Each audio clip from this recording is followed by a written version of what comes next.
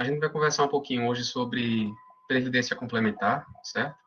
Como o nosso público é majoritariamente fera, a gente resolveu montar um material relativamente simples, certo?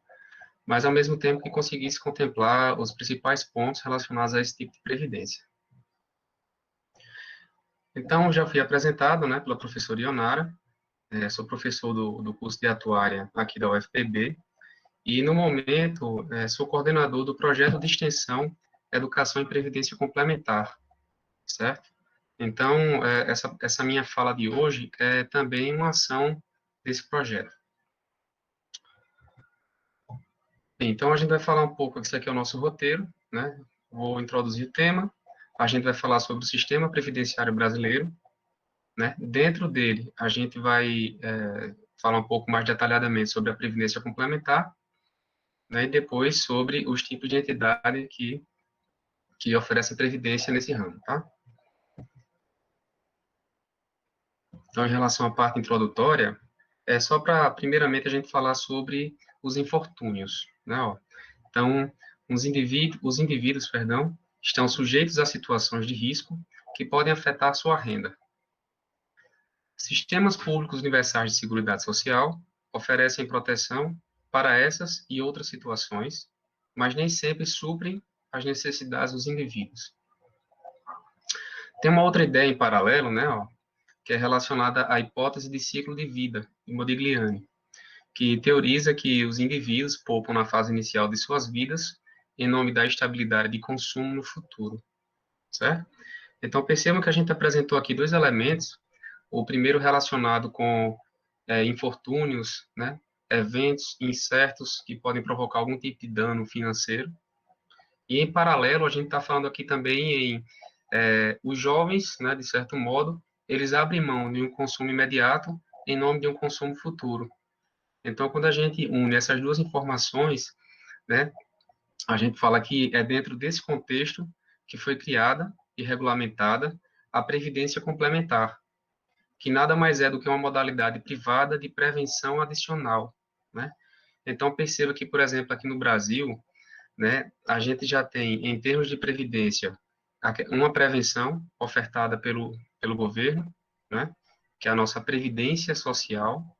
Então, ela é uma prevenção pública, enfim, né, de acesso a todos os contribuintes, de uma forma geral. E a previdência complementar, que é o nosso foco de hoje, ela, nesse sentido, é uma previdência adicional, né? A gente vai falar um pouco melhor sobre isso no decorrer da noite. Ela também funciona como um modelo de poupança de longo prazo, né? Então, a gente já tem duas informações sobre ela. Bem, aqui eu não tenho nenhum objetivo de esgotar o tema, né, de falar sobre a história da proteção social. Na verdade, eu coloquei esse slide só para ilustrar que essa preocupação, né, com a precaução, com a segurança, com a proteção, ela é antiga, certo? Então, desde a idade antiga, que a gente consegue visualizar exemplos de tentativas de proteção por parte da população. Então, só para dar um exemplo aqui, ó, em relação à Idade Antiga, né, os babilônios, hebreus e fenícios, normalmente eles usavam o mutualismo, né, para se proteger, ou para proteger, por exemplo, seus bens, né, como embarcações, né, no caso dos fenícios e babilônios, eles protegiam também, por exemplo, o rebanho, no caso dos hebreus, certo? Então, o que acontecia é que, por exemplo, na travessia do deserto, né, se houvesse perda de camelo, no caso dos babilônios, né, os demais, enfim, donos de camelos, né, que também estivessem fazendo aquela travessia, eles rateavam o custo do camelo morto ou perdido, tá? Então, enfim, esse tipo de situação em que as pessoas se reuniam e se utilizavam do mutualismo para se proteger, frente a algumas perdas financeiras, a gente consegue, de fato, encontrar em várias civilizações, né, ao longo da história.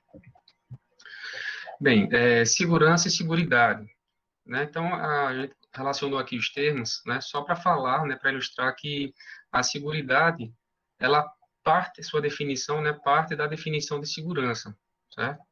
Ela é segurança, mas ela também reflete um conjunto de medidas para se segurar, ok?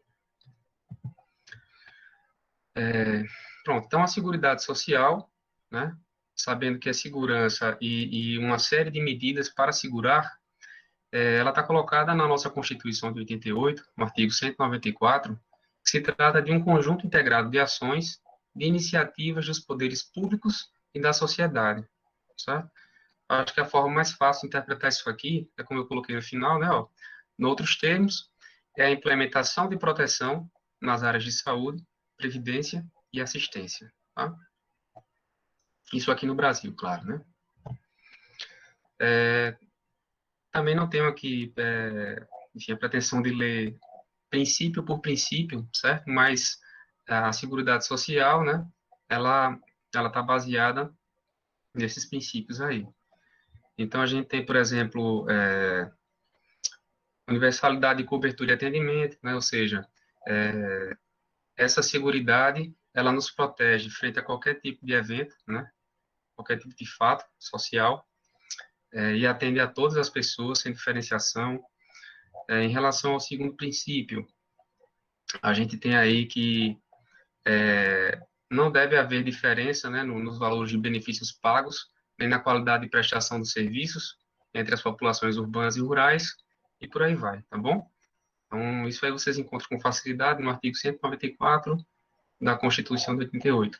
O nosso foco também, por enquanto, não é nem adentrar na parte histórica, né, e sim dar uma pincelada, e nem adentrar também na parte legal. Simplesmente fazer a referência aqui para que vocês possam fazer a busca depois. Então, vamos falar um pouquinho sobre o nosso sistema previdenciário brasileiro. Então, quando a gente fala de previdência, né, no Brasil, a gente precisa conhecer, a gente precisa saber, né, que existem três tipos de regime, certo? A gente tem os dois primeiros, chamados de regime próprio e regime geral de previdência social.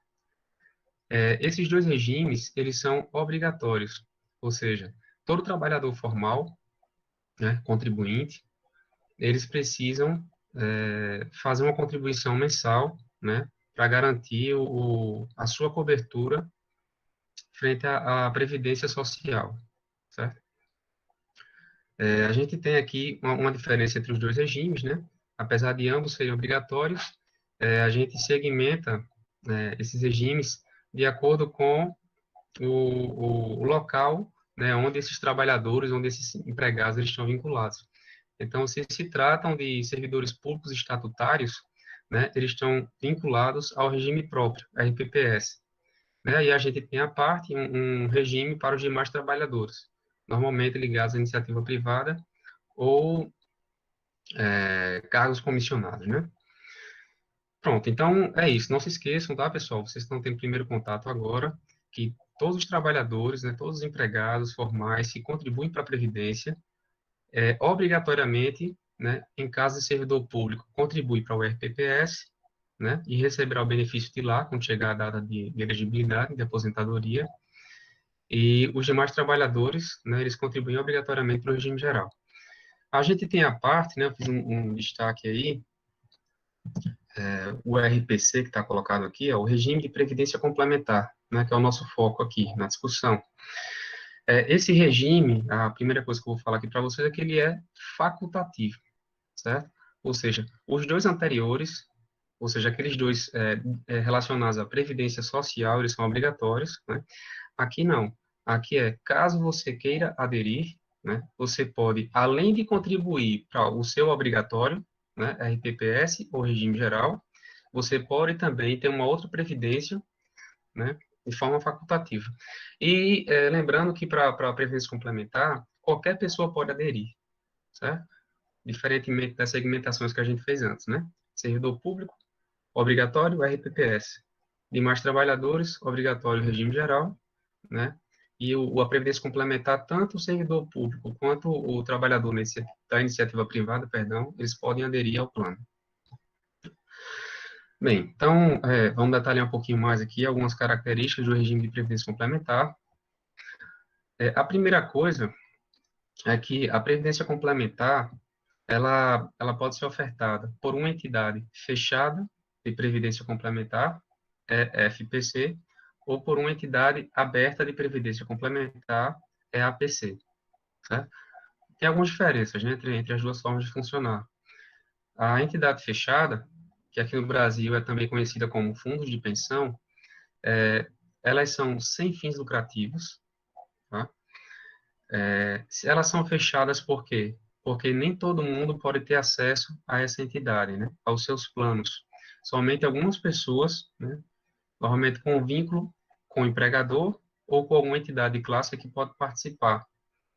Então, por exemplo, se você pegar a Previ, né, só quem pode participar dessa entidade fechada de previdência complementar são os trabalhadores, os empregados do Banco do Brasil, certo? Em relação a entidades de classe, né? Então, por exemplo, a gente sabe que a OAB, por exemplo, ela também tem uma entidade, né, fechada de previdência complementar. E só pode participar justamente aquelas pessoas, né, que são inscritas junto à OAB, certo? Eu coloquei aqui, ó, CNPC e Previc, que são, respectivamente, os órgãos que regulam e fiscalizam esse segmento. Em paralelo, em relação à entidade aberta, a gente colocou aqui que elas possuem finalidade lucrativa, certo? Qualquer pessoa física ou jurídica pode aderir a um de seus planos, e essas entidades abertas, elas são reguladas e fiscalizadas, né, respectivamente, pelo CNSP e pela SUSEP, ok? Então, aqui a primeira classificação que a gente faz dentro da Previdência Complementar é essa. Existem entidades abertas e fechadas de Previdência Complementar. Tá. Coloquei aqui ainda algumas características gerais, certo? Do regime todo de Previdência Complementar. Então, coloquei, por exemplo, aqui, ó. O regime, né, de Previdência Complementar adota o regime financeiro de capitalização, com formação de reservas constituídas pelas contribuições recebidas e rentabilidade dos recursos. Ou seja, aqui é para a gente fazer uma diferenciação, por exemplo, em relação ao regime geral de previdência social, né? Em que alguns de seus benefícios eles são financiados pela repartição simples, né? Como é que funciona lá no regime geral? A grosso modo, a gente fala que existe uma solidariedade, né, intergeracional, um pacto entre diferentes gerações, ou seja, aquelas pessoas, normalmente, né, jovens, que estão hoje ativas no mercado de trabalho, né, e, portanto, contribuindo para o regime, são elas quem financiam, ou seja, são elas quem custeiam o pagamento das aposentadorias dos mais velhos, ou seja, das pessoas que já estão, de fato, inativas ou aposentadas, certo? Isso, né, essa repartição simples, então, é lá no regime geral, é lá naquela previdência obrigatória, né? Aqui não, aqui na previdência complementar, esse custeio é feito por meio da capitalização, certo? Ou seja, da forma que está colocado aqui, a gente está dizendo que a formação da nossa reserva, ou seja, aquele direito que a gente vai acumular ao longo dos anos, né, a gente vai começar a receber de acordo com duas coisas. Eu vou acumular o máximo possível, se eu contribuir o máximo possível, né, e se os rendimentos forem muito bons, obrigado, tá?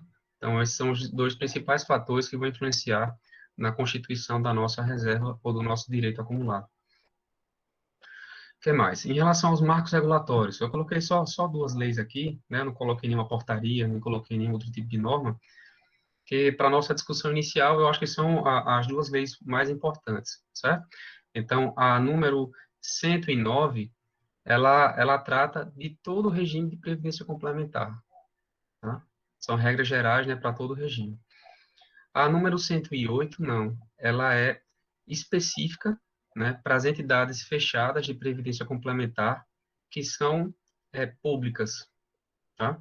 A gente vai ver um pouquinho mais à frente, mas dentro daquele grupo de entidades fechadas, ou seja, que somente algumas pessoas podem participar, existem patrocinadores, ou seja, né, os empregadores, que são públicos e que são privados, certo? Então, por exemplo, eu que trabalho na Universidade Federal, né, o meu patrocinador é o FPB, né, e, portanto, eu tenho um patrocínio público, ok? Mas, vamos voltar, por exemplo, lá do Banco do Brasil, que eu falei naquela hora, né? a gente tem lá a Previ, né, que é oriunda do Banco do Brasil, e o Banco do Brasil possui economia mista, certo? Portanto, privada. Então, são né, diferentes configurações, certo? São diferentes, enfim, regrinhas aplicadas, né? Essa 108 é somente para patrocínio público nas entidades fechadas. Ok, então, complementaridade é outra característica da previdência complementar. Enfim, esse nome aqui é relativo ao fato de que ela complementa os benefícios da previdência social. Então, claro, você tem, de um lado, aquela sua obrigação, aquela sua contribuição obrigatória para a previdência obrigatória social, né? Ou próprio ou geral, de acordo com o local onde você trabalha. E, além disso, né, você tem também que pagar, assim, se caso você queira, né, já que é facultativo, é uma escolha sua, você pagaria também a parte, uma outra contribuição, para receber também a parte, futuramente, um outro benefício, certo? Então, na prática, quem tem a previdência complementar, né, é, lida com essa situação, né, mês a mês, contribui sempre duas vezes, uma para obrigatória e uma para complementar, e lá na frente, no futuro, também receberá dois benefícios ou duas aposentadorias, certo?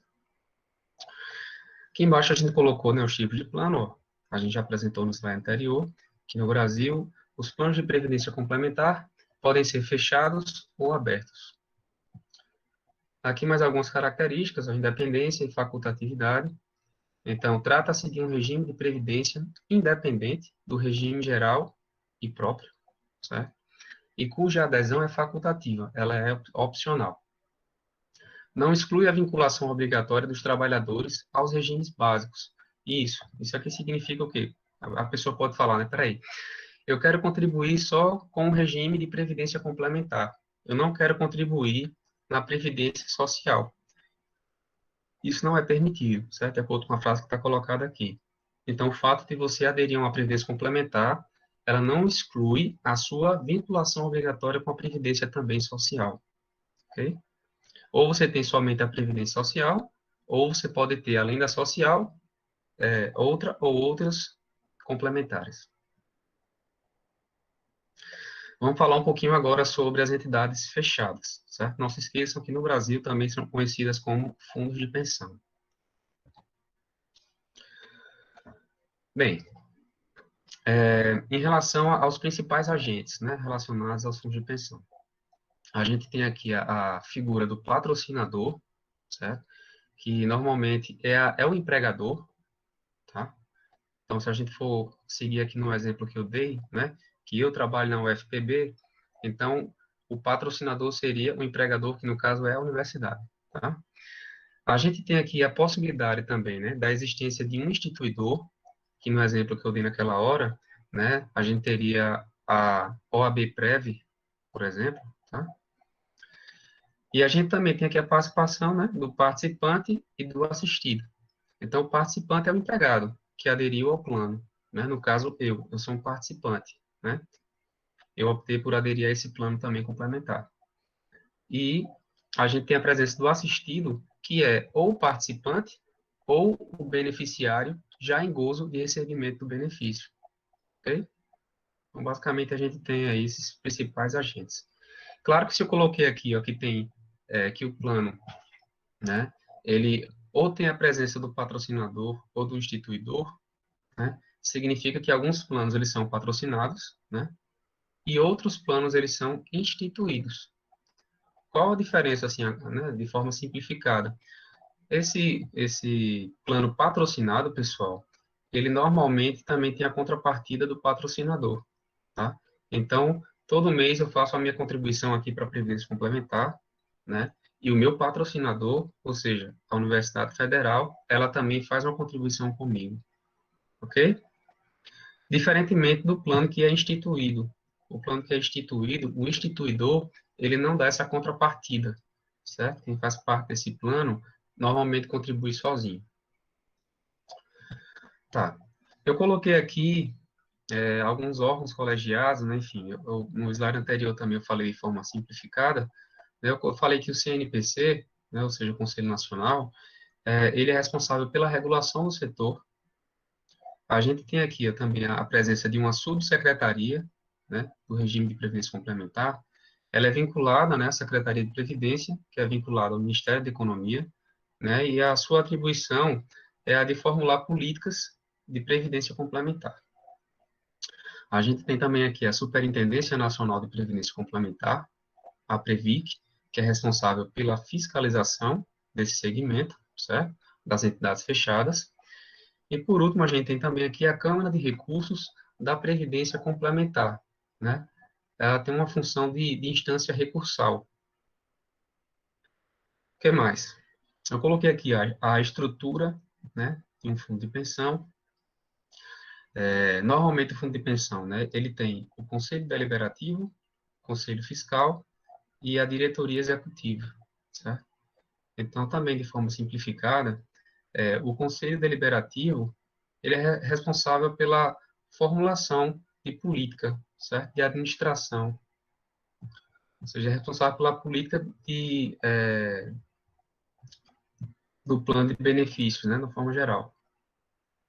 A gente tem aqui também a presença do Conselho Fiscal, ele tem como atribuição principal o controle, certo? Dos planos, das contas. E, por último, a gente tem a diretoria executiva, que é quem administra de fato, né? Ok? Então, a gente tem três funções aqui que a gente pode até simplificar, né? Como o Conselho Deliberativo, ele tem uma função a priori, já que ele formula, né? As políticas, ele delibera. A gente tem aqui a fase do durante, né? A aplicação do que foi deliberado ou decidido antes pelo Conselho Deliberativo, ou seja, quem é que está no processo do durante? A diretoria executiva, porque ela é quem executa, quem gere, quem administra o plano, né? E a gente tem o Conselho Fiscal, que normalmente está vinculado com a posteriori, certo? Ou seja, depois que a ação ela foi executada, a gente vai lá, né, Conselho Fiscal, e verifica a conformidade do que foi feito em relação ao que deveria ser feito, em relação ao que diz as normas de uma forma geral, certo? Aqui eu coloquei também classificação das entidades, certo? Então, os planos, eles podem ser, primeiro, como eu tinha falado antes, né, patrocinado ou instituído, certo? Além disso, ele pode ser singular ou multipatrocinado, certo? Então, tem plano que só tem um patrocinador, né? Ou seja, só tem um empregador, seu conjunto de empregados, né? E está lá sendo gerido o plano. Tem plano que não, tem plano que possui vários patrocinadores, certo? Então, a FUNPRESP, né, que é o plano que eu sou participante, né? São diversos patrocinadores, certo? Então, tem a UFPB, a UFRN, os institutos federais de uma forma geral, e por aí vai. Essa classificação de cima aqui, ó, para saber se o plano ele é comum ou multiplano, né, é só para dizer o seguinte, o plano que é multiplano, a gente tem aqui a presença de vários patrocinadores, né, e empregados que não possuem nenhum tipo de vínculo ou relação com os outros planos, certo? São planos que a gente fala que são que possuem autonomia, certo? São planos independentes, né? Suas contas são separadas. Então, aqui é a classificação geral, né? Então, a gente já tem uma noção de quais são os principais agentes, né? O que é que cada órgão desse aqui faz, ó, nesse segmento de entidades fechadas, né? O esqueleto, né, a estrutura mínima, básica de um fundo de pensão e quais são as classificações dos planos. O que é que a gente colocou aqui mais? A gente tem aqui tipos de benefício. Os benefícios, eles podem ser agrupados em dois grandes grupos. A gente tem, de um lado, os benefícios programados e de outros benefícios de risco. Ou seja, benefício programado é aquele que a gente conhece alguma regrinha, né, que nos dá um norte acerca de quando a pessoa pode começar a receber aquele benefício, né? Então, normalmente, a aposentadoria é um exemplo para esse benefício programado, né? Se você pensar aqui em aposentadoria por tempo de contribuição.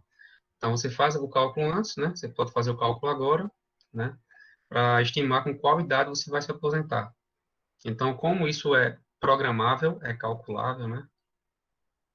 A gente fala que é um benefício programado. Esse benefício de risco, ele é mais aleatório, né? A gente não tem essa regrinha de antemão que nos auxilia nessa data, né, de percepção ou de início de percepção de benefício, certo? Ou seja, aqui o caso de invalidez e o caso de morte, né? A gente não sabe exatamente se vai ocorrer e, em caso positivo, quando vai ocorrer, tá bom?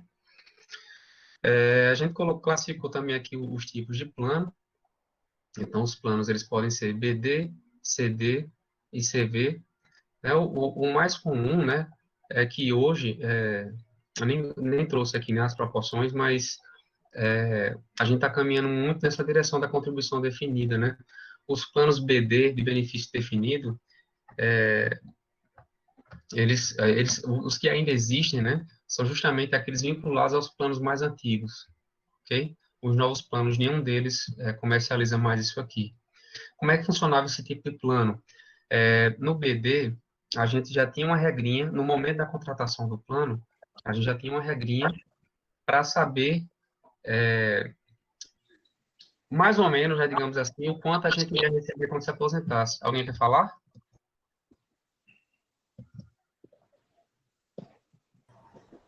Não. Tá, acho que aí está com o microfone ligado, né?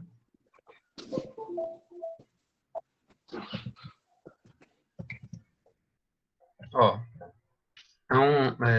então, benefício definido, voltando, né? O que é que caracteriza esse plano, de novo? Então, no ato da contratação do plano, a gente já tinha uma regra de cálculo, né, para saber qual seria o valor do benefício que a gente iria receber quando se aposentasse, tá? Na contribuição definida, o que a gente sabe agora, no ato da contratação do plano, é qual é a formulação de contribuição, certo? O que você vai receber vai depender da sua contribuição, dos rendimentos e de outros fatores, tá? E a contribuição variável, existem várias formatações, não tem só uma forma de funcionar, né? Mas, de uma forma geral, ela combina características de um plano BD com o CD. Políticas de investimento. Então, normalmente, né, as pessoas que são responsáveis pela parte de investimentos, né, de alocação de ativos, elas precisam respeitar uma série de normas, tá? De limites para poder distribuir enfim, o seu investimento, né? Então, aqui tem uma regrinha bem básica, né, bem geral, sobre quais são os ativos que as entidades fechadas podem comprar, certo? De uma forma geral, temos esses aqui, ó, 1, 2, 3, 4, 5, 6, certo? São 6 possibilidades de investimento que ela pode fazer. Por exemplo, ela pode investir 100% dos seus recursos em renda fixa, ela pode investir até 70% em renda variável, até 20% em investimento estruturado, até 15% em operações com participantes, como, por exemplo, empréstimos, até 10% em investimento no exterior e até 20% imobiliário. Mas aqui não é qualquer tipo de papel, né? Aqui tem umas regrinhas mais específicas. Institutos. Isso aqui, pessoal, o instituto é o seguinte, imagine que a gente está lá, está vinculado ao nosso empregador, né, aderiu à Previdência Complementar, está contribuindo todo mês, e de uma hora para outra, enfim, por qualquer motivo, a gente saiu daquele emprego, certo? Então, na hora que a gente se desliga do empregador, né, do patrocinador, a gente tem 4 opções sobre o que fazer. Então, eu coloquei aqui, ó, o autopatrocínio, ou benefício proporcional diferido, portabilidade e resgate. As duas primeiras modalidades, elas são modalidades que me permitem permanecer no plano de previdência complementar, certo? Eu me desliguei do empregador, né, do patrocinador, mas se eu fizer um autopatrocínio, o que é que significa? Né, que eu vou continuar fazendo a minha contribuição, né, normalmente, como se eu não tivesse saído do empregador, e também vou cobrir a parte do empregador, tá? Então, vou permanecer com minha contribuição, né, de empregado, um trabalhador, perdão, e vou agora também compensar e dobrar a minha contribuição, porque eu também vou fazer a contribuição referente ao patrocinador, certo? Isso é o patrocínio. O benefício proporcional diferido, né, ele me permite receber naquela data lá, né, inicialmente estipulada, de aposentadoria, receber valores mensais proporcionais ao que eu já contribuí até agora, certo? Ou seja, repetindo, essas duas modalidades me permitem prosseguir ou continuar no plano de previdência complementar. Se eu fizer a portabilidade, significa que eu vou retirar o dinheiro por completo de lá, né? E ele será transferido para uma outra previdência complementar de sua preferência, certo? Você vai, né, transferir de uma previdência complementar para uma outra. E se você fizer o resgate, né, significa que você vai retirar todo o dinheiro, certo? Vai colocar no bolso, enfim, fazer outro tipo de operação. Claro que para cada situação dessa existem detalhamentos, né? Então, por exemplo, em relação ao resgate, existe uma tabelinha, né, com diferentes alíquotas, tá? Aí você vai saber quantos por cento você vai ter que deixar lá na Previdência, né, que você vai ter que pagar, qual o percentual do pedágio, normalmente em função do tempo que você tem no plano, certo? Então, coloquei aqui alguns exemplos de entidades fechadas de previdência complementar. Então, esse aqui, ó, só quem pode participar são os funcionários do Banco do Brasil, né, a Previ. A Petros, né, só quem pode participar são os funcionários da Petrobras. A FUNCEF, exclusivo aos funcionários da Caixa Econômica. E OAB-Prev, né, exclusivos aos trabalhadores registrados na OAB. Então, vamos falar agora um pouquinho sobre as entidades abertas, né? Então, tá aqui, ó, qualquer pessoa pode aderir. Então, a gente colocou aqui, ó, características técnicas que influenciam o produto. Então, a gente tem aqui, né, por exemplo, a existência de taxa de administração e de taxa de carregamento. A gente tem aqui também a possibilidade de portabilidade. A gente tem aqui também a transferência entre planos, a possibilidade de resgates, certo? Informações gerais. Eu coloquei aqui, existem os produtos, né, mas os principais produtos, pessoal, negociados, né, são PGBL e VGBL, certo? A gente vai falar um pouco mais detalhadamente sobre eles daqui a pouco, mas já fica aí a dica, né? Normalmente, o tipo de benefício aqui desses produtos, né, é do tipo CV, ou seja, contribuição variável, aquela que combina, né, características de um BD, benefício definido, com CD, contribuição definida. Coloquei aqui, ó, ofertado normalmente por bancos, seguradoras, ou também por meio de corretor, né, de seguros, sem problema. É um produto comercializado, ou seja, os planos são padronizados, com pouca flexibilidade de alteração do modelo, e há pouca interferência do contratante.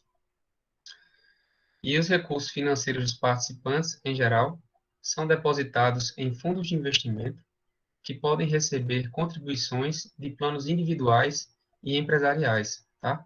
Então, perceba que isso aqui é bem aberto, né? Tanto qualquer pessoa física quanto pessoa jurídica podem adquirir por meio de bancos, seguradoras, corretores, principalmente PGBL e VGBL. Coloquei um quadrinho aqui, enfim, só para mostrar algumas variáveis, né, que vão influenciar no acúmulo desse recurso, tá? Dessa sua poupança previdenciária. Então, por exemplo, a gente colocou aqui, né, ó, que se você fixar o valor da contribuição, a idade das pessoas que a gente está comparando, e usar, claro, a mesma tábua biométrica, certo? A mesma tábua de morte, a mesma tábua de invalidez. Aí você vai ter o seguinte, então isso aqui é um ceteris paribus, né? Considerando isso aqui constante, né, para as pessoas que você está comparando, a gente vai conseguir acumular maior direito, maior benefício quando ou como, né? Quanto menor for o carregamento que a gente paga por mês, quanto maior for a rentabilidade do fundo, quanto maior a taxa de juros e quanto maior a reversão de resultado financeiro, certo? Aqui são alguns parâmetros que vão influenciar no valor acumulado. Aqui está separado, né, ó, que esses fatores eles influenciam na fase de diferimento, ou seja, naquela fase em que a gente está contribuindo, certo? Na fase de atividade, né? E esses fatores aqui influenciam na fase de recebimento do benefício. Certo? Algumas características gerais, ó, né, para diferenciar um pouco o produto PGBL do VGBL, em relação à dedutibilidade, né, de até 12% na renda bruta. Então, No caso do PGBL, isso existe, né? É dedutível. O VGBL não é. Nenhum dos dois produtos, né, lhe dão garantia de rentabilidade. Então, de fato, o que você vai receber no futuro é completamente aleatório, né? Depende da sua contribuição e do rendimento. A incidência de imposto de renda, então aqui é sobre o valor de resgate, certo? E aqui é apenas sobre o rendimento. Então, perceba que aqui é o seguinte, né? Ó, o imposto de renda que incide aqui, ele incide sobre um valor maior do que esse aqui, né? Isso aqui é sobre todo o valor de resgate. E esse aqui é apenas sobre o rendimento, tá? Esse aqui é uma coisa que meio que compensa o fato de aqui atrás, ó, o PGBL ter sido dedutível no imposto de renda, né? A gente dá uma compensada e cobra um pouco mais aqui, tá bom? Nessa fase de recebimento do benefício. Ok. O que mais aqui? Ó? Temos a possibilidade de escolha de diferentes perfis de investimento. Sim, claro, né? Você pode adquirir uma carteira, você pode fazer investimentos mais conservadores, né? Mais agressivos, enfim, existem vários perfis. Algumas fechadas também proporcionam isso, tá? Mas toda aberta proporciona. Incidência de taxa de carregamento, sim, né? É por meio disso aqui que a gente custeia, né? As despesas administrativas, de comercialização. Taxa de administração, também sim, né? Isso aqui também paga justamente esse formato, né, de investimento que a gente faz aqui, desses fundos de investimento que foi falado, né? São fundos de investimento especialmente constituídos, né? São características de empresas de capitalização, empresas de previdência privada. Então, a taxa de administração, ela custeia isso. A gestão desse tipo de carteira, né, de fundo. Estabelecido por seguradora, tranquilo. O risco para o cliente. Composição da carteira e a seguradora, né, dos dois produtos. Ou seja, eles se diferenciam principalmente em relação a esses dois fatores aqui, né? Um é dedutível e outro não, no imposto de renda, e o imposto de renda que a gente paga sobre o valor do benefício. Ok? Aqui. No restante, né, no mais, aqui as coisas são bem parecidas, né, nas características. Coloquei aqui alguns exemplos, né, de entidades abertas. Então, normalmente, se você for a qualquer banco, você encontra o produto, né? Acessível a todos. Então, você pode comprar no Bradesco, no Santander, no próprio Banco do Brasil, que eu não coloquei aqui, né, mas também vende. A BB Prev, no caso, né? A gente colocou também de uma seguradora, a Mongeral, que inclusive é a mais antiga do país, né? É do século XIX ainda. Bem, aqui é só para falar, né, sobre algumas vantagens do funcionamento do segmento aqui no Brasil, em qualquer país. Né, a gente chama de círculo virtuoso do regime de previdência complementar. Então, enfim, aí você começa por onde você quiser, né, mas vamos colocar aqui, né, que o aumento de contribuições, né, para esse regime, tá lá, a grana vai para o fundo de pensão, é arrecadado, é acumulado, começa a capitalizar, né? Então, do fundo de pensão, a gente faz investimentos, o recurso vem para cá, cresce, né? Com mais recursos, as empresas, elas, enfim, elas podem buscar ofertar mais, né? Contratando mais ou, enfim, investindo em mais tecnologia. Então, maior geração de empregos, maior renda, maior contribuição, e isso aqui, né? Fecha o ciclo virtuoso, tá? O que mais? Então, enfim, eu coloquei aqui as principais referências, só dar umas dicas gerais. É, Na internet, né, nessa fase, principalmente isolamento, tem muito material, tem muito curso bacana que a gente encontra gratuito e que, inclusive, dá direito a certificado. Vocês já podem usar para depois cumprir aquelas horas, né, de atividades complementares que vocês têm que cumprir.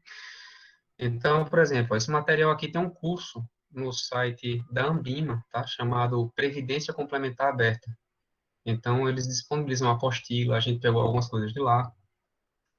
Esse curso também aqui, ó, também na internet online, noções básicas em Previdência Complementar. Isso aqui é da escola virtual. Você procura na internet, você acha fácil também.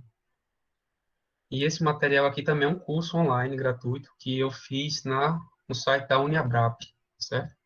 Também isso aqui é a apostila deles, Fundamento da Previdência Complementar. Aproveitando só para fazer um pouquinho da propaganda do nosso projeto, né? Somos 7 pessoas. Tá aqui o pessoal, Anne, Arthur, Jaqueline, Mariano, Márcio e Tarcísio. Enfim, a previsão, pessoal, é que agora em agosto, né, a gente já tenha muito material disponível no nosso site. Anotem aí, ó, o nosso e-mail de contato, né, o site, o Instagram, o Face. Mas o nosso site, né, a ideia é que em agosto a gente já tenha disponível a apostila, né, a gente vai sintetizar o nosso próprio material em duas linguagens diferentes, né, uma para o público em geral e outra voltada para jovens e adolescentes. Então, lá vai ter a apostila, a gente vai ter também alguns slides, alguns vídeos, alguns jogos, enfim, a gente tá em busca dessa diversificação, dessa linguagem clara, né, e também de uma interatividade, tá bom? Então, me coloco à disposição, para quem quiser comentar alguma coisa, fazer alguma pergunta. Se tiver ao meu alcance, a gente procura responder. Então, obrigado a todos.